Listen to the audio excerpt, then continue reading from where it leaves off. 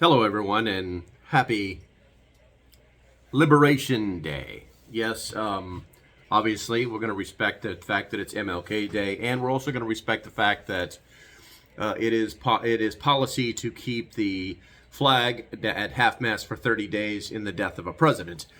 But I think what this all comes down to is today is Liberty Day. Now, I had originally thought about making this video for everybody, and this will probably make its way out to everybody, but for, obviously, the members will get it first. Members, if you're not a member, there's a link in the description. You might want to look at it because the members get everything first that is of substance. And they also have a lot of other stuff that's really cool, so you might want to check it out. Now, with that shameless self-promotion, let's get right on point.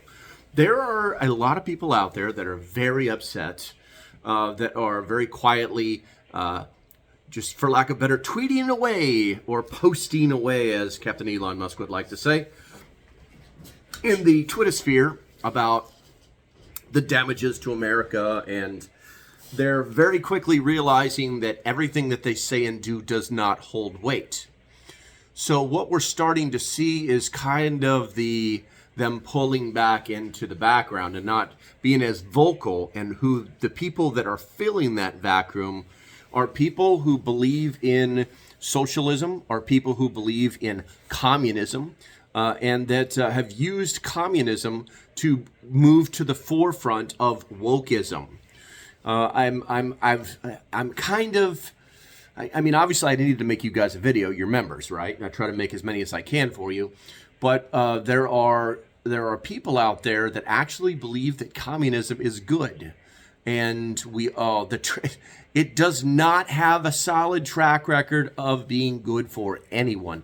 In fact, communism has never worked. But with the socialists pulling back and licking their wounds, and the woke everybody disappearing into the dark, but silently, like, let's try and sue somebody. We're starting to see that already. You guys are probably watching, Captain Red Tie, sign executive orders and keeping promises and things like that. And this is all good, but we need to be aware of whenever there's a vacuum in the world, geopolitically, economically, populously, and politically, someone will fill that vacuum. And the communists are slowly moving forward. Now you're like, shut up, that'll never happen. Let me read something that caught my attention this morning.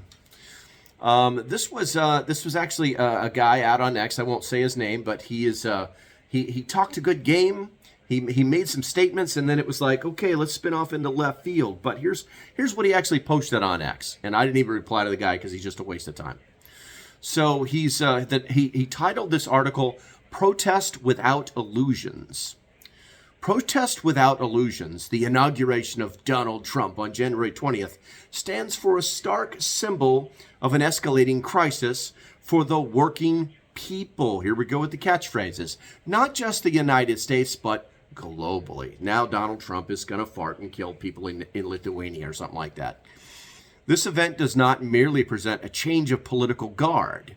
It it heralds a potential increase in policies detrimental to the interests of the many for the benefit of the few. And that's really not even what the America First agenda is about. Maybe this guy needs to, get out of his echo chamber. He writes very well. He's got some followers, but he's clearly a commie. It's that easy. I shall continue. Trump's promises and actions suggest a future fraught with peril, the mass deportation of immigrants, turning trade into a battleground that could destabilize economies worldwide, and the shadow of military aggression against neighbors like Mexico. His rhetoric has included nations as absurd as annexing Canada or seizing Greenland and the Panama Canal, which undermine the imperialistic approach to international relations. I love when somebody uses the term imperial or imperialistic, because that would require there to be that would require our nation to be an empire and not a democracy, which you keep saying it is. Yeah, somebody put in the chat what that really means. These policies if enacted, would not only exasperate economic inequity, ooh, magical catchphrase word, but also threaten international peace. The electoral system has shown itself incapable of curbing such tendencies, trying to get rid of the electoral system so the mob can rule again, like it did in... the mob's never ruled properly. Anywho, inequitable but also threatening international peace, the electoral system has shown itself incapable of curbing such tendencies, as it often serves the interest of those in power rather than the populace. Because there were 350 million people running for president. I don't think those numbers line up. Let's see here. The only force capable of halting this destructive past is the collective action of the working class. Hammer, sickle, cha!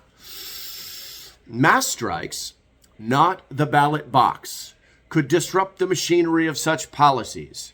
By withholding labor, the workers can demonstrate their indispensable role in society, bringing to a standstill the very mechanisms that would enact these threats. Let's see. Trying to get the unions to not go to work. Oh, dynamite. How did that work out? Oh, let's see. All the people in the union voted for Trump, you dipstick. Anywho, only through such unity and direct action could we hope to dismantle the illusions of progress through elections and build a world where the rights and the dignity are where the rights and dignity of all are upheld. Just another giant word for communism, socialism, Marxism. How come all these? How come they never say Americanism? How come nationalism's bad? Why don't they just say Americanism? All right, so here's the problem. I recognize these words, and the guy was dumb enough to put a quote in it itself. So, quote, politics is not arguing with people you disagree with, but finding people you agree with, getting together and doing things. Yeah, that is actually a quote by Noel Ignative. Ignative? Ignative. Yeah, if you look the guy up, he's a commie, not a joke. He's a communist who believes that he can use wokeism to create better commies. Not a joke. Check out Wikipedia. Nothing but fun. Okay, so I'm telling you these things because the battle is not over. Today is a great day, the day of liberty, okay? And it's a great day of celebration.